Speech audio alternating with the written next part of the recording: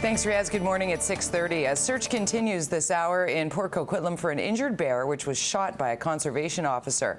Mounties say they were called out to a townhouse complex near the Coquitlam River when a black bear chased a couple of people at Gates Park. The animal was tracked down to a wooded area where it charged a conservation officer. They fired 3 shots into the animal, but unfortunately, the bear got away. It is possible this is the same bear that charged at a woman and baby at Lions Park earlier this week. A heads up for drivers, the first of 3 weekend closures on the Patullo Bridge kicks in tonight. Greg Harper joins us live from the Surrey side with the aging span getting a little fix-up. Good morning, Jody. Yeah, a big heads up for those who use the Patullo Bridge or who were planning to this weekend. That's something you can't do this weekend. It will be closed.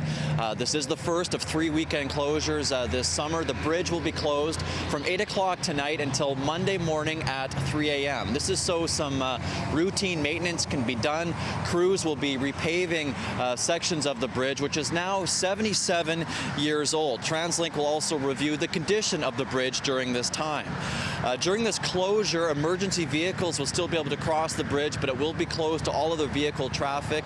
It'll also be closed to cyclists and pedestrians, so lots of people have to plan another route. The Patullo will also be closed on August 15th to 18th and August 29th to September 1st, so keep that in mind. Again, the Patullo will close 8 o'clock tonight, won't reopen until Monday at 3 a.m. You have been warned. Jody? Forewarned is forearmed. Thanks so much. Greg Harper reporting live for us this morning from the Surrey side of the Patullo. Another traffic note to pass your way. The annual Celebration of Light fireworks show starts this weekend. This year's edition kicks off tomorrow night and also runs July 30th and August 2nd. Team USA starts off the competition tomorrow, followed by France and Japan on the other 2 nights. Firework nights also mean road closures. Cars will be restricted in Kitts Point after 6:30 and in the West End after 7:30 unless you have a residential permit. Civil liberties advocates say it's time the province brought in laws to stop police from disclosing personal information in police checks. Unlike criminal record requests, advocates say police often disclose mental health issues and other negative interaction when employers or landlords ask for police information checks. The Attorney General say concerns in allowing police to decide what information to disclose. But advocates say even the Privacy Commissioner doesn't agree with the practice. Impairing the dignity and life chances of people with mental health issues or people who have had interactions with the police is no way to serve public safety. Nobody, as I said, even attempted to make that argument. And the harms to people are real and are quantifiable, which is why we're calling for action. An elderly man is expected in court next month, charged in an accident that killed a teenage girl in Port Coquitlam. 73-year-old Erwin Franz is accused of driving the truck that hit Annie Leung.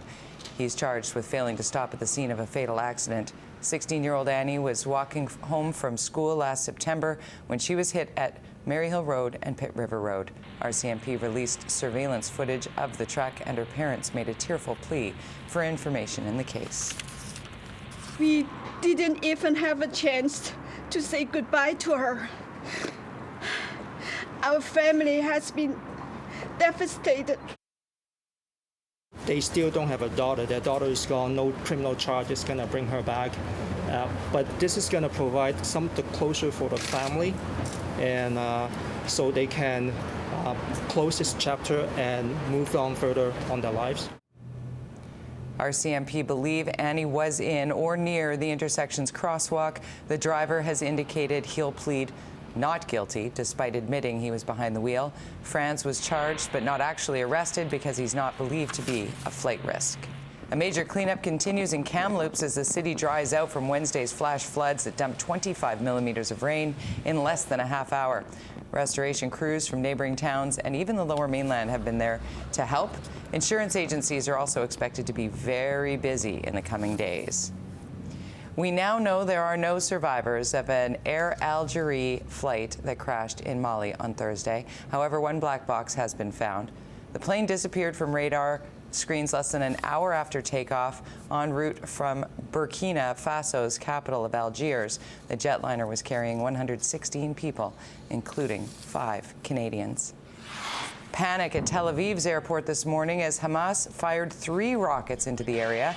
This is the second attack in a week on Israel's main international airport. On Tuesday, a rocket struck near the airport's runways, effectively shutting down Israeli air links to the outside world.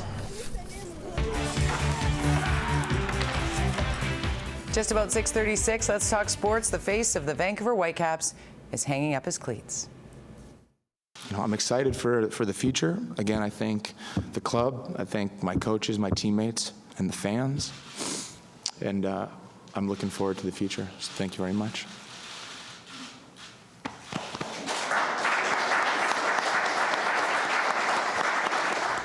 Tough moments for DeMerit as he is retiring after serving as the team's only captain during the franchise's MLS era. The center back was the first player signed by the Caps, appearing in 71 games, but DeMerit has battled injuries, tearing his Achilles last year and an ankle tendon last month. He made the decision last week while visiting Spanish banks. You drag a lot of people through the mud through your journey, your family, your friends. You miss a lot of things. You miss weddings, you miss funerals, you miss everything for the most part, because you're doing something that you really feel is something special. And I'm very thankful to have the special memories that I have.